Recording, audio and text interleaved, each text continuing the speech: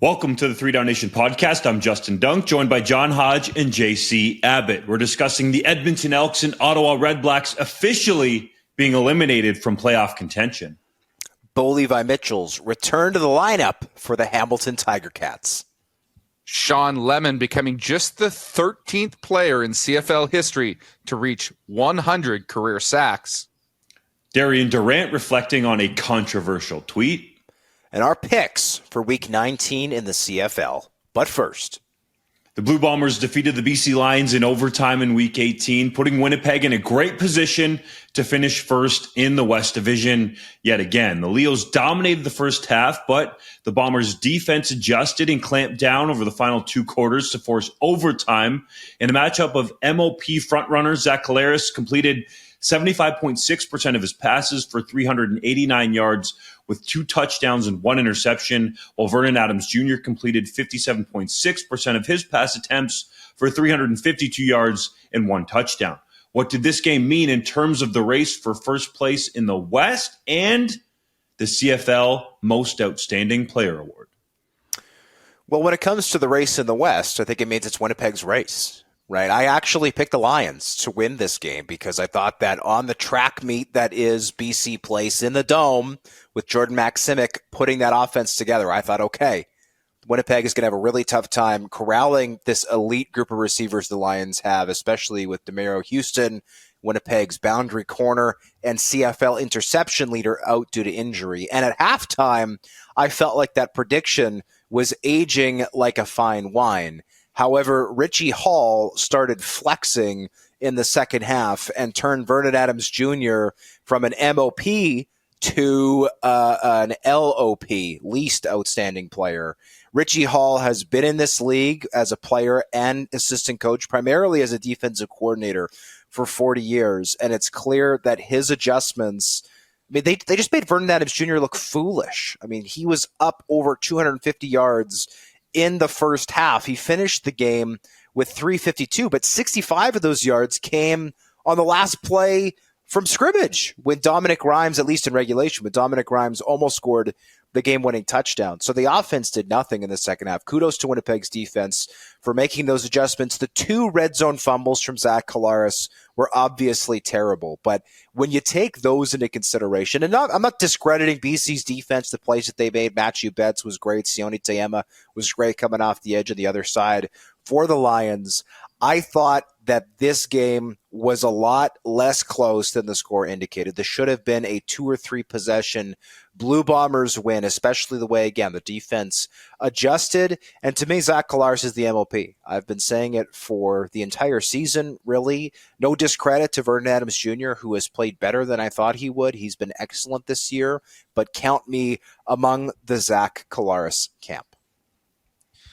I'm going to disagree with you here, Hodge, and it's not because I'm backing my horse VA, who we know I love, and I wrote going into this game he should have been the front runner. Look, he didn't deliver. It's as simple as that, and I don't think that was necessarily VA's fault. It was an embarrassing performance from the offense as a whole in the second half. Richie Hall adjusted. He stopped sending pressure, which they had success against in the first half, but Vernon Adams Jr. was still getting rushed by 3 guys. The offensive line did not do their job, in my opinion, to the best of their abilities. And Vernon Adams Jr. didn't have the time to create with 9 men dropping back in coverage. I thought Jordan Maximic didn't adjust his game plan in the second half to account for that. VA wasn't put in a position to succeed, and the offense suffered as a result. It wasn't necessarily mistakes from the quarterback position. But if you want to talk about mistakes from the quarterback position, the only reason why the Lions were way out in front in this game and the only reason they kept it close in the second half was because of mistakes by Zach Collaros at 3 moments, in key moments. And you noted, Hodge, the 2 red zone fumbles. Well, there's actually a third, because if we all remember, in the first half, they got down in the red zone, and he fumbled a snap without any pressure on him whatsoever, and that killed a drive that ended up resulting in a field goal instead of a touchdown. And then, of course, was stripped twice in the second half in key moments that could have put this game away from the Blue Bombers. So I wasn't super impressed with Zach Collaros' performance either. the guy who stood out as the best player on the field, bar none, and this pains me to say because you guys both know I hate the running back position. I doubt its value. I don't want to give any credit to it, but it's becoming awfully hard at this stage in the season not to say that the most outstanding player in the league is Brady Oliveira. What he did against the Lions, 80 yards on the ground, yeah, that's not an eye-popping statistic, but 85 yards through the air as well. There was no facet of the game where he wasn't making an impact. The Lions had no answer for him, and quite frankly, there hasn't been a team in the league that's had an answer for Brady yet this season.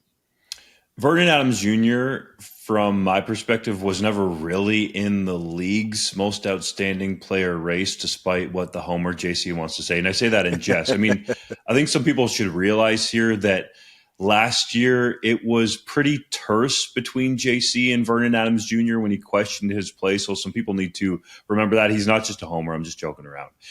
To me, this is a two-player race, and it's between Zach Collaros and the aforementioned Brady Oliveira. Collaros has been by far the best player in the league the last 2 seasons. That's why he's won the award. This season, I think it's different, and the main reason being so is because of the turnovers. He's just been at times seemingly careless with the football, and it was showing up a little bit in this game. And I think that's why Brady Oliveira is getting more and more credence in this discussion. If this was, let's say, one Andrew Harris having this type of season, let's go back to 2019. Put aside the performance-enhancing drugs, suspension, all the rest. Obviously, that factored into the voting. If that didn't happen, would Andrew Harris have been the MOP of the CFL? I think there's a great possibility. And Oliveira is putting up better numbers than Harris did in that season from an overall total yards from offense perspective. I think Brady Oliveira definitely needs to be in this conversation. He is an absolute sledgehammer for this team, especially in the fourth quarter. And he's the guy that's thrown the jabs throughout the game, along with his offensive line, to soften those teams up, to deliver the knockout blow at crunch time. I think Brady Oliveira needs to legitimately be in this MOP conversation. When it gets to that point, it's going to be interesting, and I'm curious for you guys to weigh in on this, because people are going to say, well, without Zach Collaros there, the box would be stacked and it would be totally different. But let's say Drew Brown was playing quarterback, for example, and this is no slight against Collaros, but would this team be about the same? Would they be worse? Would they be better? If Brady Oliveira wasn't there, would they be better? Would they be worse? Would they be about the same if you put in a different running back? Well, there was one game this year in which Collaros did not play. That was the Week 11 contest against Calgary, and Oliveira carried the ball 14 times for 80 yards, caught 2 passes for 19 yards. So did have essentially 100 yards from scrimmage, though not dominant numbers. By the way, when it comes to JC hating running backs, I saw this amazing clip the other day of Bijan Robinson of the Atlanta Falcons, by the way, running behind an offensive line that starts Matthew Bergeron out of Quebec at left guard, the rookie who played at Syracuse last year. And he jump cuts, and there's about 3 defenders that go spilling by and look stupid. And Robinson scores an 8-yard touchdown. And I could just hear JC's voice in my head going, it doesn't matter, because any running back could do that. They should use that pick on someone. Any person could do that. It doesn't matter. I stand by it. I stand by it. We need Hodge. more of that impression. Yeah, it doesn't sound anything like JC, but it's fun to do. Getting back to the matter at hand, though, and I would certainly not be offended by Brady Oliveira being the MOP candidate. He has been sensational to me. He's a shoo-in for MOC. He has now had I believe it's second best rushing season, or he's right on the door for the second best rushing season by a Canadian in history. He's now surpassed Andrew Harris's best season when he ran for 1,390 yards. And you mentioned 2019 dunk. I think the context of that was important. So the West Division nominee for MOP after Harris didn't get the local nod was Cody Fajardo. Now, Cody Fajardo had 10 rushing touchdowns that year, but he only threw for 18 touchdowns in what was his first season as a starter in Saskatchewan. And of course, at the league level, the award went to Brandon Banks, who was representing the East Division, then playing for the Hamilton Tiger Cats. So I don't think the competition that season was as strong as it is this season, right? There are people who are still in the Chad Kelly camp for MOP. There are still many people in the Zach Collaros camp for MOP. There is more competition this year in 2019. So yes, I do believe had the suspension not occurred, Andrew Harris would have been the MOP in 19.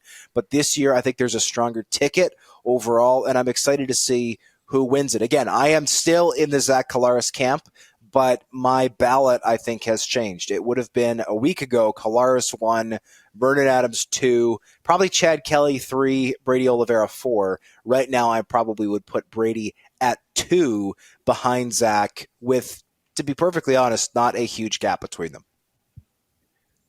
For me, the only reason as a running back hater, I'm able to stand here with a straight face and say, I think Brady Oliveira deserves this award is because of what the award is, right? In most leagues, we have an MVP award, most valuable player. And without a question, in football, you cannot make an argument that there's a player more valuable than the quarterback position. That makes it, by default, the award for the best quarterback because of value. And every metric shows us that running backs just don't have as much value as other positions, just based on what they're asked to do as a position and the necessity to have a good offensive line in front of them to have production. But when you change it to the CFL model, which is most outstanding player, then you have to look at the production without value interfering with that conversation. And I think at this stage, Brady Oliveira has crossed the threshold in my mind that I need to see in order to say, okay, throw out everything else. This guy has been the best in the league. He's done that right now with the numbers he's putting up, and he's going to continue to put up as the Bombers finish the season. If it was a CFL MVP award, my vote will go to Chad Kelly hands down because I think he's been the most valuable player to any team this season. And that's directly due to this conversation we're having between Zach Collaros and Brady Oliveira for MOP. To me, that changes the discussion entirely. And I would just love JC to do the impersonation of Hodge's impersonation of himself talking before we end this segment. Can we get that on record? Anybody could do that. Any running back can do that. It's just the blockers up front. How's that? That's not that bad. Work? JC as Hodge as JC. I like that.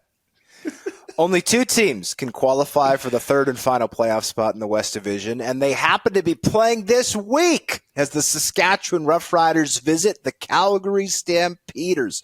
Boys, this is what we call a race to the bottom. The Riders have lost 5 straight, but can clinch the last postseason spot with the win, while the Stamps have lost 6 of their last 7 and can secure the season series with a game in hand with a victory.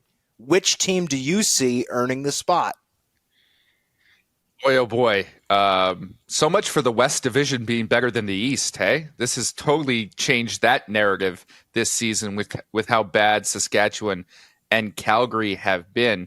Quite frankly, I think the best response to this question is from someone on Twitter, and forgive me, I didn't catch the username, so I'm going to steal this from whoever it is uncredited.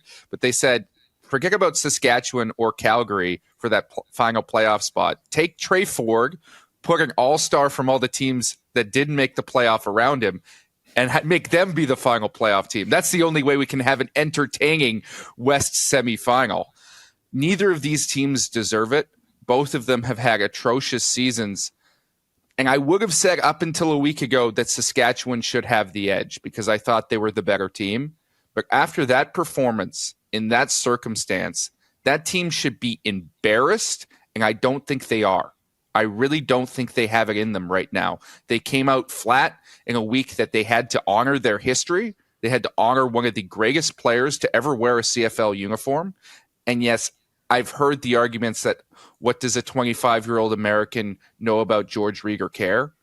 But if you're here, if you're playing for that club, and you don't embrace that history and that tradition and recognize, at least in that pregame moment, what that means, that legend status, and that you can achieve that if you go out on that field and give it your all. If that doesn't mean something to you, you don't deserve to be wearing the uniform of a Saskatchewan Roughrider. And quite frankly, this team has lost all my respect in the last week. So I'm going to go with the Calgary Stampeders pulling a little bit of an upset. At least Craig Dickinson admitted that was an awful performance from his team. I hope his players felt that, because it was just terrible. On the day that you're honoring not only a Roughriders legend, but a CFL legend, his family's in the house. You have number 34 decals, not just on the Roughriders helmets, but credit the Tiger Cats for wearing them as well. And you put up that performance, just awful. That gives me no confidence in this team whatsoever. Full credit to 3DownNation contributor Brendan McGuire for coming up with the idea for this team making a coaching change, because I think that's the only thing that they can do if they actually get into the playoffs. I would like to see either the defensive coordinator, Jason Shivers, or offensive coordinator, Kelly Jeffrey, call the shots here just to try to infuse some new energy. I almost, at this point, I can't believe I'm going to say this, feel a little bit bad for Dickinson, because I think some of these players just are not playing with the passion required to be successful, let alone getting paid as a pro. Some of this display or supposed display of want to or get after it or just anything to show that they care has been terrible. I'm not saying it's the entire team, but collectively, you put them together, and it's just not a good group of players. So for that reason, I can't believe I'm going to say this, because Dave Dickinson doesn't even want to talk about playoffs in Calgary. But I think the Stampeders have a chance here. I've got the Calgary Stampeders winning this game and going to the playoffs. I don't care that they're 4-11. They've got 3 games left. And by the way, their last 2 are against BC and Winnipeg. That's going to be easier said than done, though there is always, of course, a chance that those teams will have concluded their trek that is still ongoing to finish first in the West Division by then, and will be resting some starters.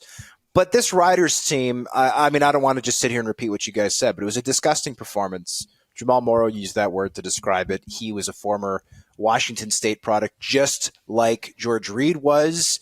I think he did understand. And by the way, JC, there's no excuse for any player on that team to not know who George Reed is, because they walk by his statue to get into the building every day. Jeez, like unbelievably pathetic performance. I said it on the show last week. I put it in my picks for last week. If the Riders didn't win that game, they weren't going to win another game all year. And I'm sticking with that. This team is going to lose out. I think they're going to miss the playoffs. And kudos to Brendan McGuire. But at the same time, let's remember, this is not a situation where Craig Dickinson has 2 years left on his contract. He is a free agent after this season.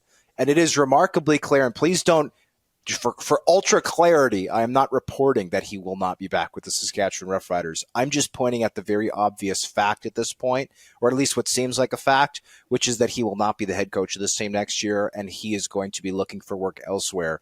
Because why on earth would you renew the contract extension of somebody whose players evidently don't want to play for him? Like, I like Craig Dickinson as a dude. He did a great job of coaching that team in 2019. Had some trials and tribulations in 2022.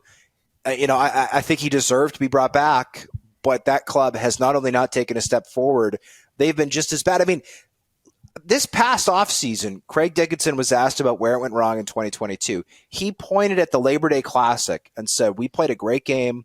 We still lost on a late field goal, and I thought that completely deflated our team. And then, of course, they all got sick for the Banjo Bowl. I think they won one more game down the stretch. Well, guess what? This year they win the Labor Day Classic to go to 6-5, and everyone's going, "Oh, we've changed the narrative here. We've changed the story. Riders win Labor Day. This is going to carry." They've lost 5 games in a row since against some mediocre team. They lost to Ottawa.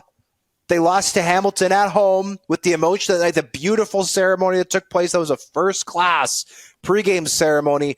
Georgette Reed's words were touching. She did such a beautiful job of speaking about her father and addressing the crowd before the game. You got the 2013 Grey Cup team on hand. Darian Durant did a great job speaking at TSN, shaking hands, kissing babies, signing autographs.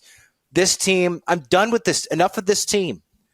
Call me in 2024, Saskatchewan. Y'all stink. You stink. Yeah, I don't want any of this to come across like we're calling for Craig Dickinson's job, because I think that's an insensitive thing to do. And Craig Dickinson, for all his many faults, has been, I think, a fantastic guy with the media. He has always treated us right. He's one of those guys mostly. who asks mostly. He's one of those guys who I think asks how you're doing, is genuine in that. One of the good guys in this profession, and there's not a lot of them. But it's clear right now that this is a horse with a broken leg, right?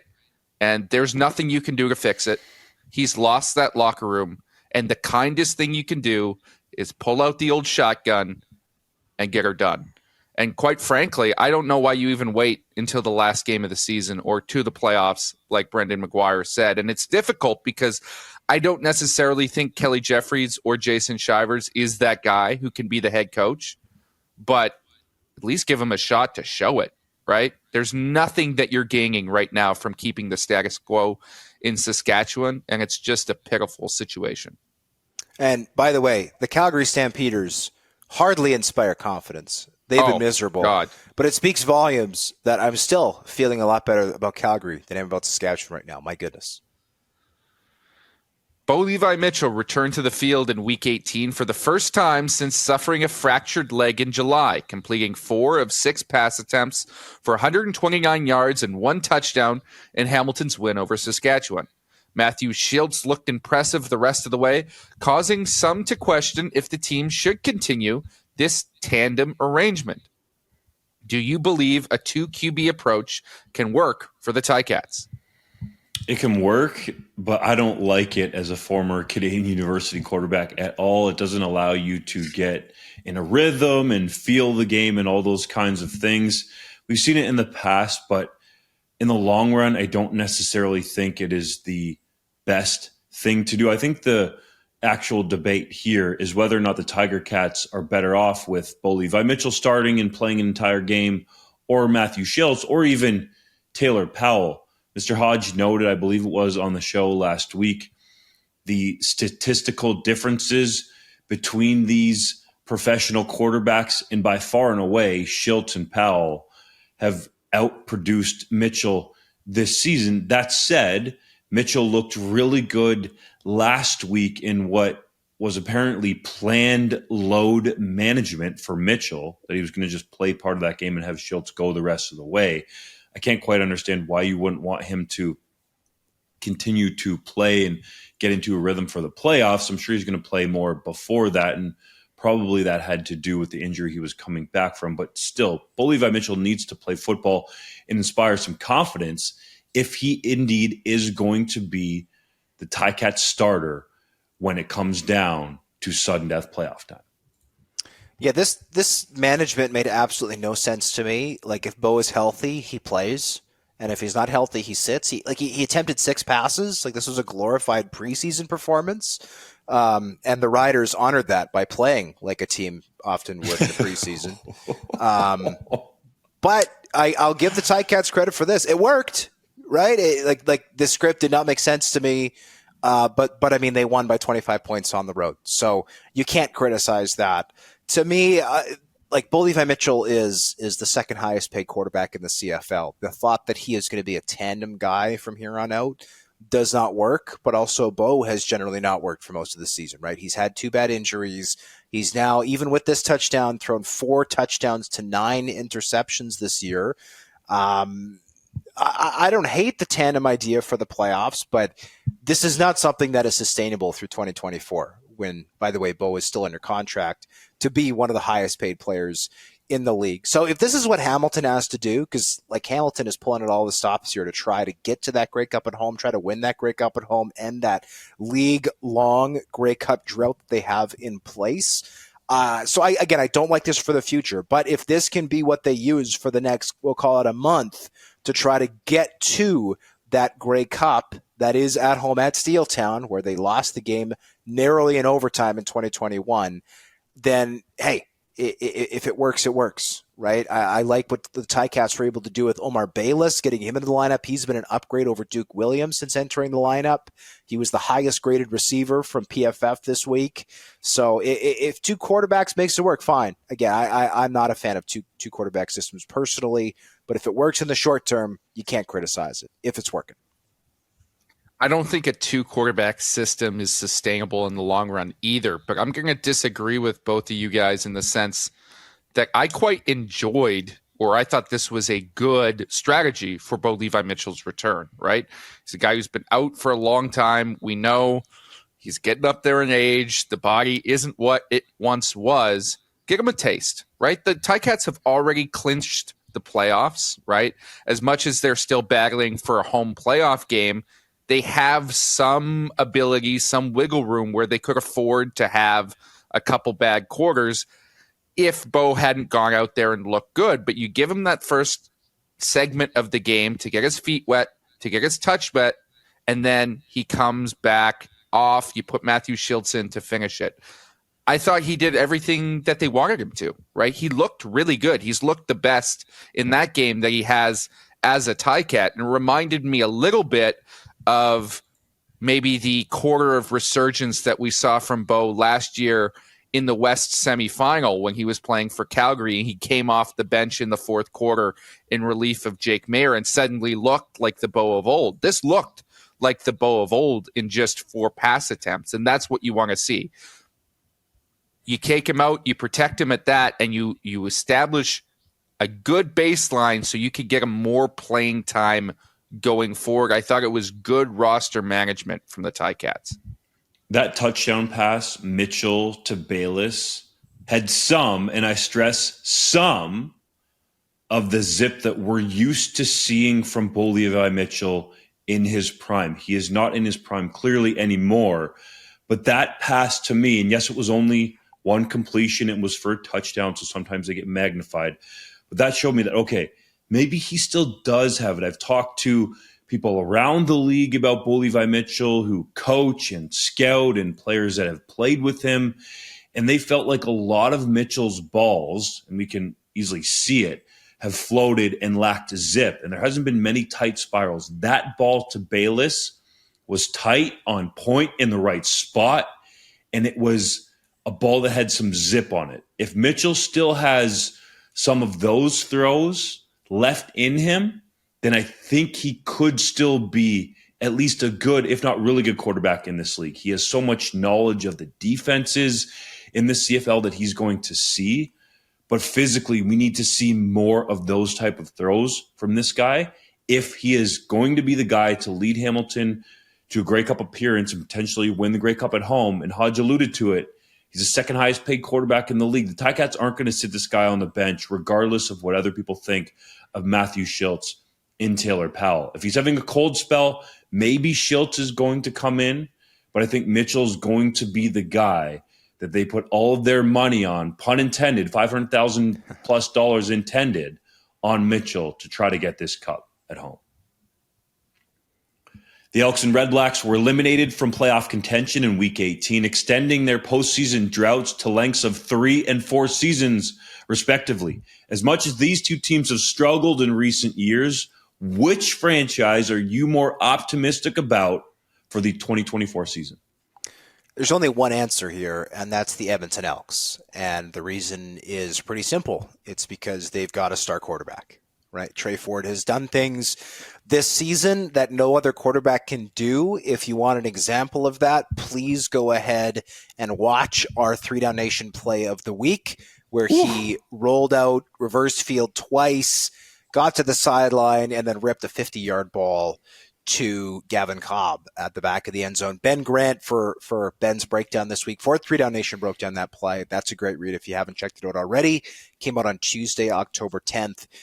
This young man is a team you can not only, or is a player you can not only build a team around, but is someone you can build your off-season marketing around, is somebody who you can build a lot of things around. He's already garnered the hype, and he doesn't have the stink of the team's home losing streak on him or the team's 0-9 start this season, because he wasn't involved in that, right? As soon as he got under center, this was one of the better teams, or it was at least an average team in the CFL. Now, there's a lot of things that this team still has to improve upon. The way they spend their money doesn't always make sense to me. Like some of their big splashes in the receiving core, I don't think necessarily paid off. This team, I think, needs to get a little bit better. At a few spots, I think the O-line could use a little bit of work. I think they could probably stand to add another pass rusher along the defensive line, though that's probably true of every CFL team. But I think that they've played enough rookies this year, especially a lot of young Canadians, that they're going to get a big bump in their development for year 2. Ottawa, on the other hand, I mean, Dustin Crum has looked terrible the last 2 weeks after JC and I sang his praises. There's a lot of older players in that organization who I just don't think are very good anymore. And frankly, after losing almost all of their games for the last 4 seasons together, don't seem to mind losing together. And that is a dangerous thing for a professional team, to have a group of guys who love coming to work every day and getting their butts kicked. Like it's good to have team cohesion, but it's also that's partly to keep guys accountable, right? And to not go out there and win 3 or 4 games every season. So I don't think the Red Blacks should make a GM change. I don't think they should make a head coaching change, but I do think that some of the work that their coordinators are doing have let them down, and personnel-wise, especially with their American players, I actually like their Canadians a fair amount. But the American talent in the receiving core is not good enough. The American talent in the secondary is not good enough. The American talent in the front 7 of the defense, I think, is a little bit overpaid. This team needs help in the worst way. And it sucks because our nation is a great fan base and they deserve to have a playoff team. And yet they're going to be on the outside looking in for the 4th time since the 2018 Grey Cup.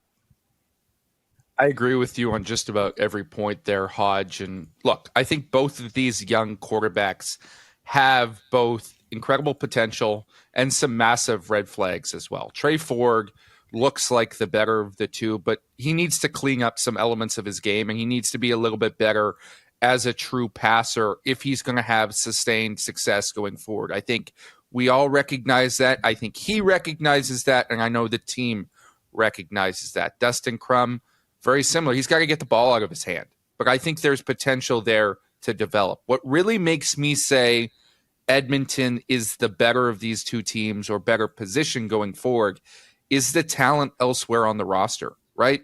If you look at the Red Blacks, besides Brandon Dandridge and maybe Drew Desjardins on the offensive line, is there anyone who really wows you?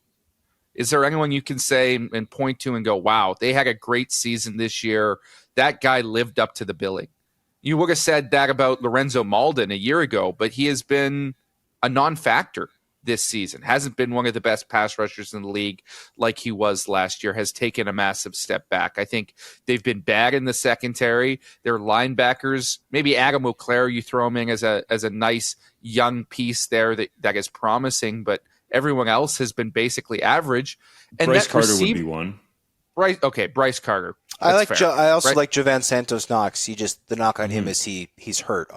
He was hurt most of the season, but overall, the team has not performed up to expectations, and that receiving core especially, and you noted it, Hodge, has just been atrocious. And frankly, they have guys who are talented on that receiving core roster that haven't stepped up. Jalen Acklin was a guy we were talking about as one of the best young receivers in the league just a couple of seasons ago, and he's absolutely disappeared. So I don't have a lot of faith in the talent that the Red Blacks have in the building. If you go over to Edmonton, I think there's some very exciting young prospects, right? There's guys in that receiving core, even if they haven't had ideal seasons because of the start of the year, but there's talent there, right? Geno Lewis, you've got Dylan Mitchell still. You've got Kyron Moore. The running back, Kevin Brown, has been fantastic. And on the defensive side of the ball, I think there's some really positive young pieces that have had their growing pains, but you can see something from going forward. And then there's still some established veterans who've looked really good when called upon. Jake Serezna and AC Leonard are both great veteran pass rushers. Luchez Purifoy still delivers in the secondary. Now, we'll see what both of these teams look like after free agency and who gets re-signed and who gets brought back. But if you look at the pieces that are in place right now, it's clear that Edmonton has the better roster. It's Edmonton simply because of Trey Ford. If the Canadian quarterback does not sign an NFL contract, and some people might laugh, but he had 2 NFL workouts last offseason, the New England Patriots and the Las Vegas Raiders. And because he's played more now and has even more film for NFL scouts to look at, I really think there is a higher possibility than last offseason, and maybe even a higher possibility than some people think, that Ford could get signed. He's an elite athlete, runs in the 4.4 range, sometimes can touch the high 4.3s, has a very explosive vertical and broad jump, as a guy that has shown that on the field as well. And if he keeps making plays like he did in Toronto, Doug Flutie-esque, Patrick Mahomes-esque, that play was unbelievable. Those are the kinds of plays that NFL scouts want to see on film. Special, eye-popping plays. Similar is obviously different, but to what Nathan Rourke did with the Jaguars in the preseason to earn a practice roster spot for now with the Jaguars. And I would encourage Mr. Ford to do what Nathan Rourke did to improve his accuracy and just overall his movement as a quarterback. Go look up Rob Williams. JC, I know you know about this guy out in BC. He's a movement coach. He's worked with Adam Big Hill. Trevor Harris went to see him after Williams was able to help completely change Rourke's mechanics and put his completion percentage through the roof. So if Ford continues to develop as a quarterback, this guy has such a high end that I think it's without a ceiling, to be quite honest, because of his elite athleticism. So I think there's a chance he goes to the NFL, but if he doesn't, then the Elks have a special one, and they got to pay this dude a lot of money to keep him there.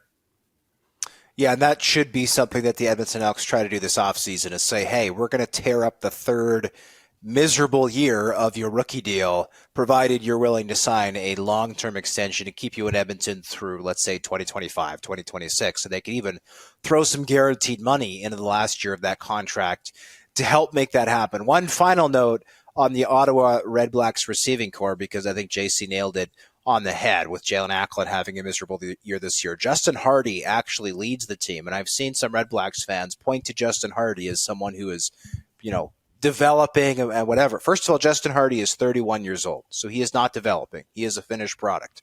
Secondly, and he also turns 32 in December. Secondly, Justin Hardy has 74 catches for 792 yards, 2 touchdowns. Now, he is Ottawa's only receiver with more than 1 touchdown. Granted, it's only 2, but he does lead the team. He also has 112 targets. And any player who has the ball thrown to him 112 times will have a reasonable amount of yards. That's 5th most in the CFL. He has more targets than Austin Mack, Dalton Schoen, Tevin Jones, or Alexander Hollins, all of whom have like 20 to 30% more receiving yardage than he does. So if I was the Ottawa Redblacks, I would honestly change over all 5 of my starting spots in the receiving core for next season. The only exception might be Jalen Acklin, if I feel like with a new offensive coordinator, he can break out of his funk. But I like me some Nate Behar. He's pretty good. I would disagree. Fair? Yeah. Just saying. But I like Nate as a dude. Nate Behar will be a much better broadcaster or writer or whatever he wants to be after football than he will be as a football player. I think he's still a serviceable Canadian receiver. I think he's a guy that you can stick on the field and win with if you have to, but he has endless potential off the field and I think a limited ceiling on it right now.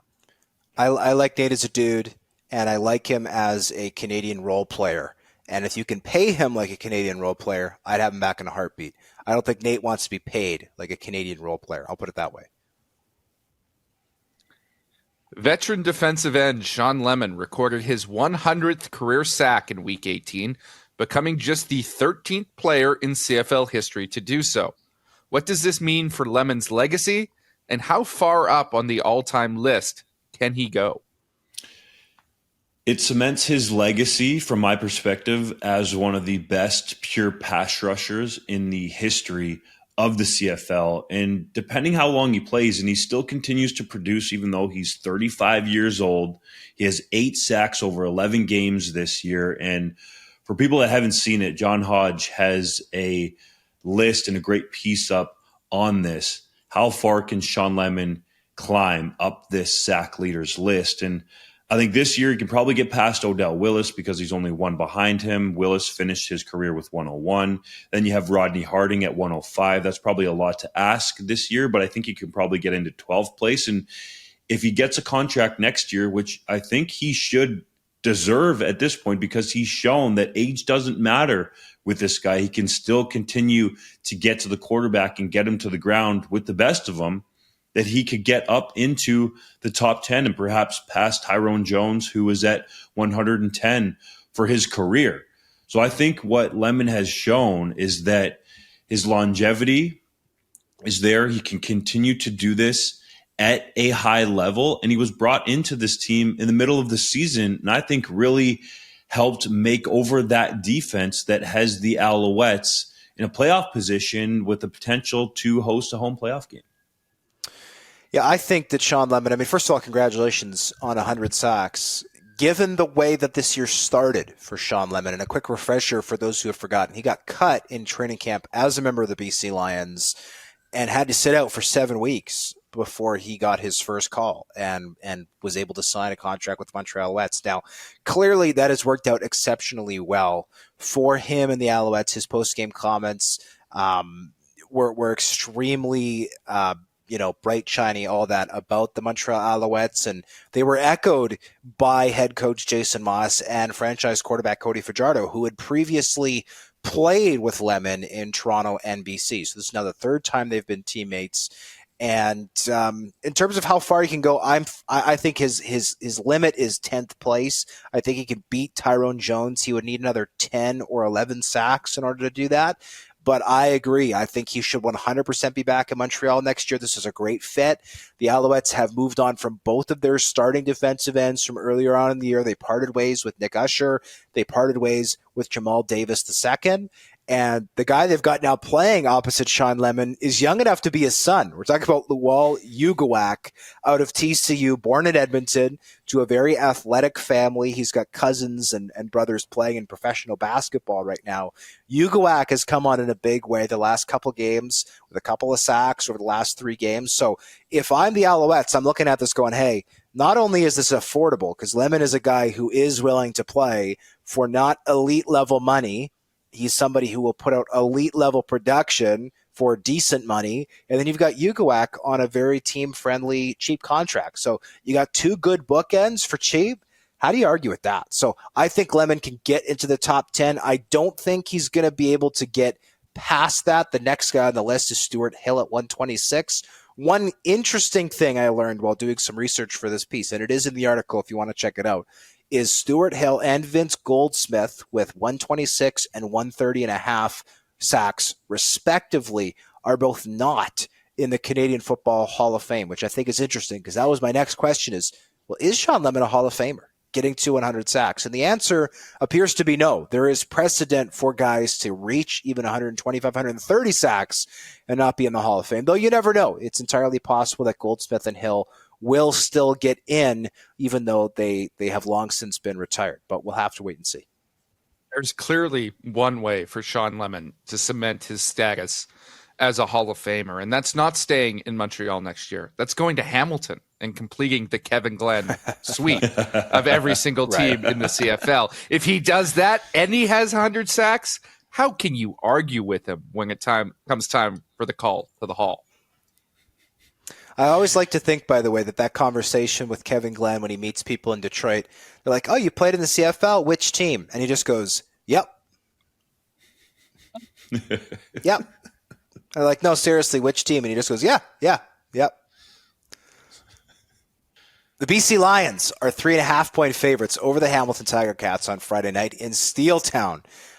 The Lions have to win to keep their faint hopes of winning the West Division alive, while the Ticats need to win to have any chance of finishing second in the East Division and earn a home playoff game. Which team is going to come out on top? This is an extremely tough game for me to pick because I don't think there's a team in the CFL right now that is hotter than the Hamilton Tiger Cats and what they've been able to do the last couple weeks.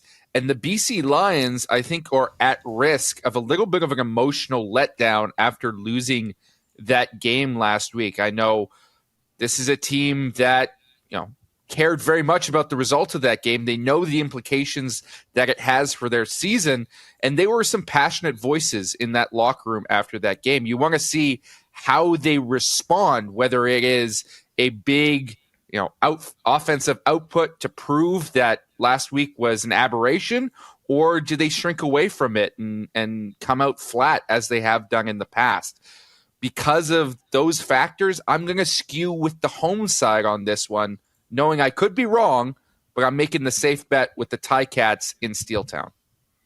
I like Hamilton at home for a number of reasons. Tiger Cats won on the road at BC Place, showed that trip and the time zone change didn't matter. I think the BC Lions are going to suffer from having to deal with that, and also the emotional letdown that JC talked about. The quarterback position, whoever has been in there in recent weeks, has played really well, whether it's Levi Mitchell, Matthew Schultz, or Taylor Powell, even helping these guys out on the sideline. It's been a cohesive group that has worked together, and the Ticats are coming together at the right time. So they know that there's a chance that they could host a playoff game at Tim Hortons Field, and if they win it, only have to go down the road, the QEW, to go to BMO Field, and then perhaps go back to their home stadium for the Grey Cup. Lots on the line for Hamilton. I like the Tiger Cats. I like the Ticats against the spread. I think that it's actually very surprising that the Lions are getting more than a field goal here, given that they have the long trip, that Steeltown does actually have a substantial home field advantage there at Tim Hortons Field. I still like the Lions to win straight up, but give me 3.5 points for the Tabbies. I'm eating that up. The Saskatchewan Roughriders are 3.5-point underdogs on the road this week against the Calgary Stampeders as the two teams battle for the third and final playoff spot in the West Division. These squads split their first two meetings of the season in tight games, though they have not played since mid-July. Who has taken this one? I believe that the Calgary Stampeders will win and cover for the reasons we laid out. I mean, the Saskatchewan Roughriders season is over as far as I'm concerned. They had their biggest game of the season, their biggest test, and not only did they fail the test, they slept in and missed the exam altogether, coming out as flat as the prairie that surrounds Regina. I don't like the Riders to win another game this year. I'm taking the Calgary Stampeders. Once, by the way, perceived to be unbeatable at home and unbeatable off the bye. Those two things have not been remotely true this year. Maybe Cowtown can do a throwback in this one. The Stampeders have their backs firmly against the wall. They need to win this game to stay alive, and I don't think the Saskatchewan Roughriders have any ability to finish anybody off right now, certainly not with the way they're playing for head coach Craig Dickinson. This is an easy pick to me. I think the Stampeders are going to pull it out. It's time for whoever the real Stampeders are in 2023 to stand up. Hodge noted it. At home, off a bye. Jake Mayer, let's see your best along with the rest of your crew in this playoff push. I've got Calgary at home to get it done, even though they have not inspired confidence at all this season. The Montreal Alouettes are 2-point favorites against the Edmonton Elks at Commonwealth Stadium this week as they look to lock up second place in the East Division with a win. Meanwhile, the Elks are officially in next year territory as they were eliminated from postseason contention last week. Can the Owls win and cover to secure a home playoff date? I am a man who is contrite and owns his mistakes because I've been picking against the Owls the last couple of weeks, and it's been biting me in the butt. This team does not lose to teams that are sub 500. I really like the Elks, but I just can't pick against the Owls this week. I think Edmonton is still fighting and clawing despite that result in Toronto at BMO Field last week. It's at home for the Elks. Trey Ford can put on a show. The Owls still have something to play for, but something's telling me that Edmonton is trying to put together some good vibes heading into 2024. So I'll roll with my Canadian University quarterback brethren, QB Trey Ford, to get it done. The Montreal Alouettes are 0-7 this year against BC, Winnipeg, and Toronto. They are 9-0 against everybody else. And for that reason and that reason alone, give me the Owls to win and cover this one against the Elks, the lower bowl Elks.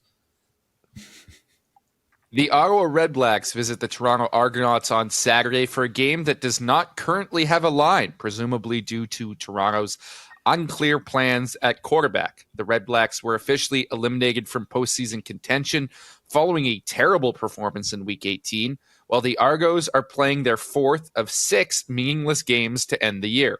Who wins? It's the Argos, and it's simple. I could go out there right now and play QB for Toronto and win this game over Ottawa. The Redblacks have been so bad. I don't care if I need to crank the arm up. I'll take the game check. Sign me up to run Ryan Dinwiddie's offense.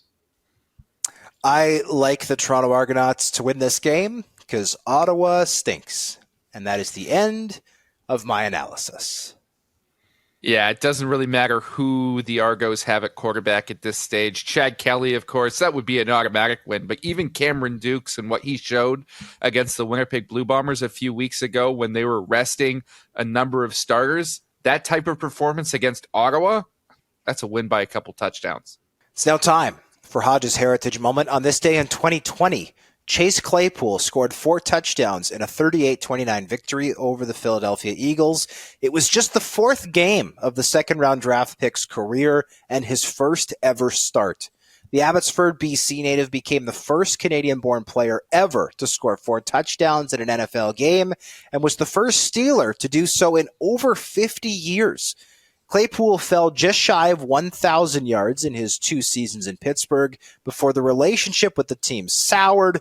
He was traded to the Chicago Bears during the 2022 season, where his production was limited and he received criticism for playing with a lack of effort. He was recently traded to the Miami Dolphins. Dunk, what do you remember about this performance from Mr. Claypool?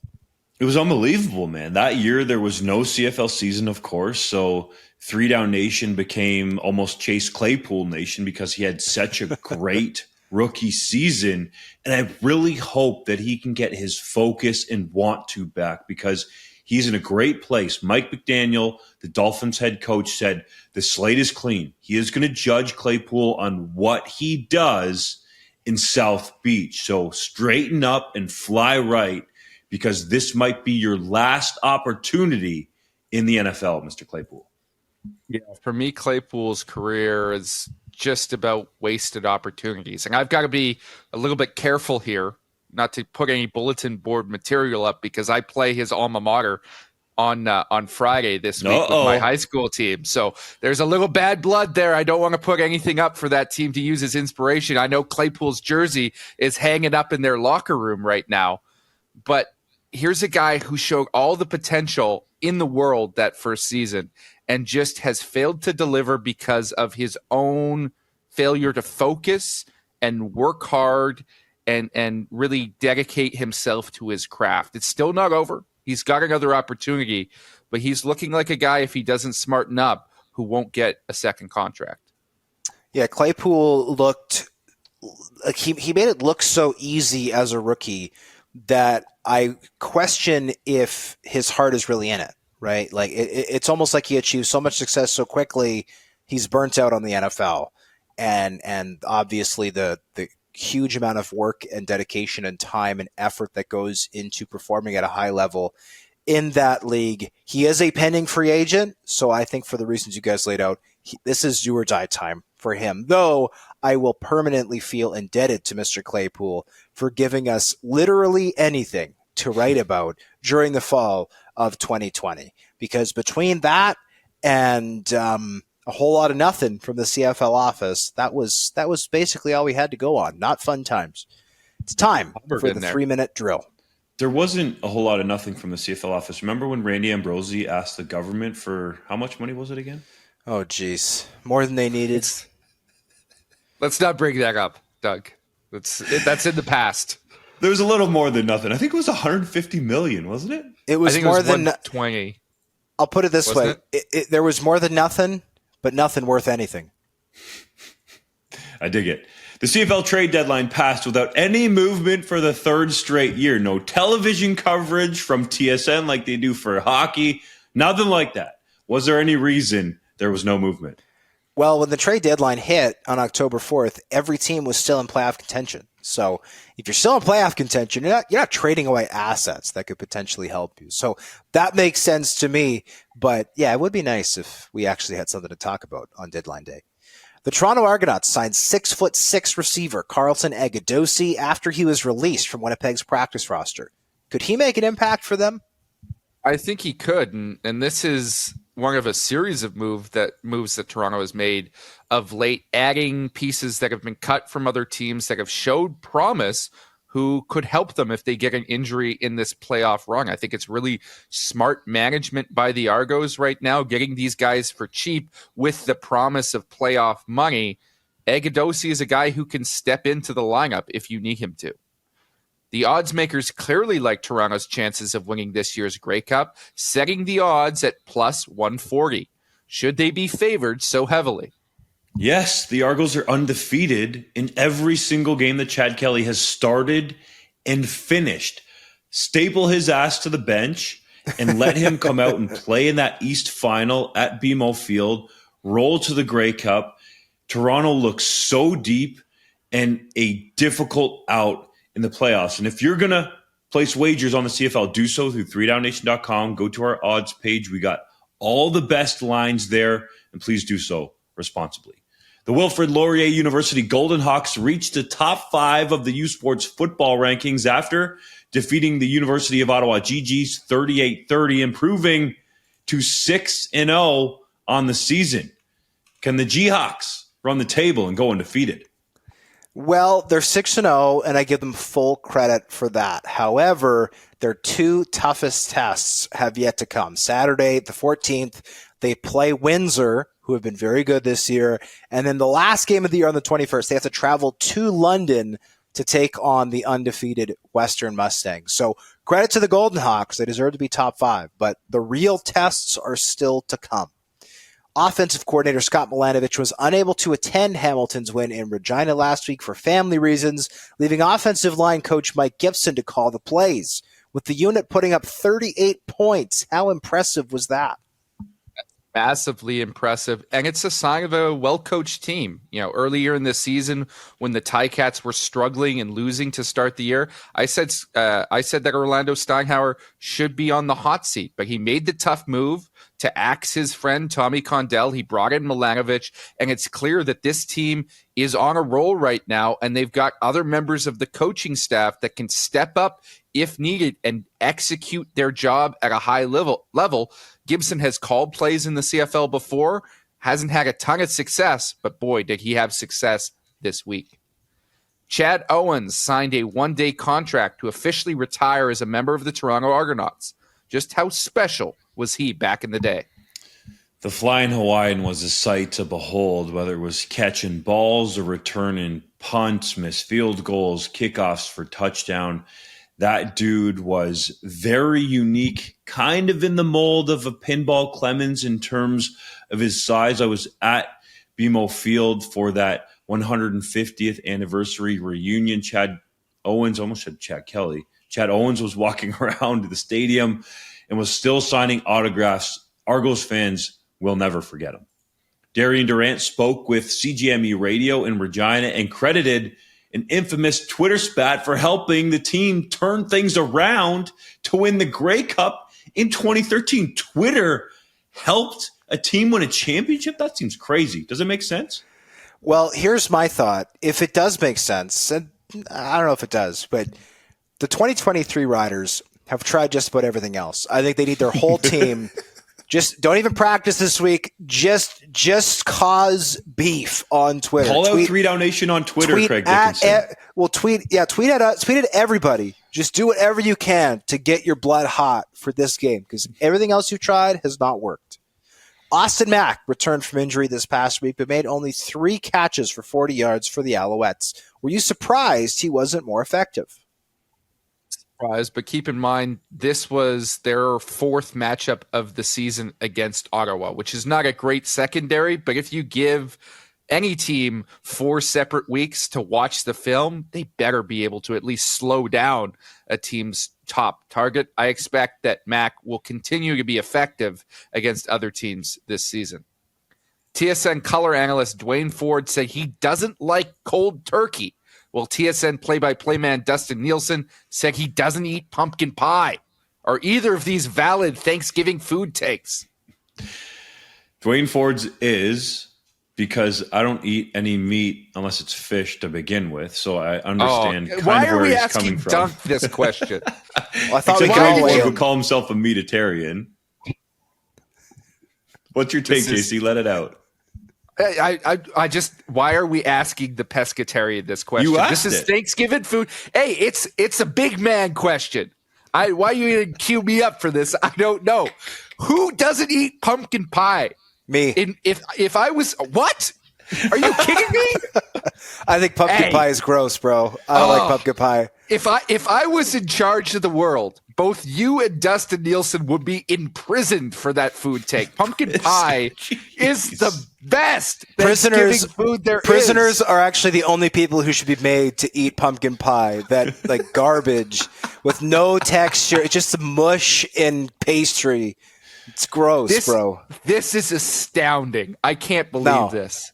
No, it's not astounding. If pumpkin pie was so good, we'd eat it more than once a year. That's all I'm saying. I do. Whenever it's available, I get that pumpkin pie out. It's delicious. Well, I hope JC, what do you have to say for pumpkin pie? Hodge called it mush. It's gross mush in pastry. It's delicious. It's delectable. It has the perfect texture, the perfect spicing, and the best thing about it is just a vehicle for whipped cream, which just only eat whipped cream. Just the shake whole it up and experience. spray the whipped cream in your mouth, bro. Oh, I have on many an occasion, but you gotta at least have an excuse to do it. Otherwise, you look like a weirdo. So the pumpkin pie gives you the vehicle for the whipped cream. I can't believe I'm the only one on this hill. This is astounding. Well, Dunk never actually said what he thinks about pumpkin pie, though I don't think he generally eats sweets. He doesn't eat I sugar. would eat pumpkin pie if Grandma Dunk, R.I.P., made it. If she makes a homemade pie, she always used to make strawberry rhubarb for me on my birthday in May. Shout out to my late grandma. Love her very much. If she made it, I would eat it. But other than that, nah, I ain't eating no pumpkin pie. I don't want no baby food. I don't need that stuff. Give me some protein, It is baby okay? food. Give me It's some baby legumes, food. man. Give me some kale. I think technically pumpkin is a legume. So I don't know.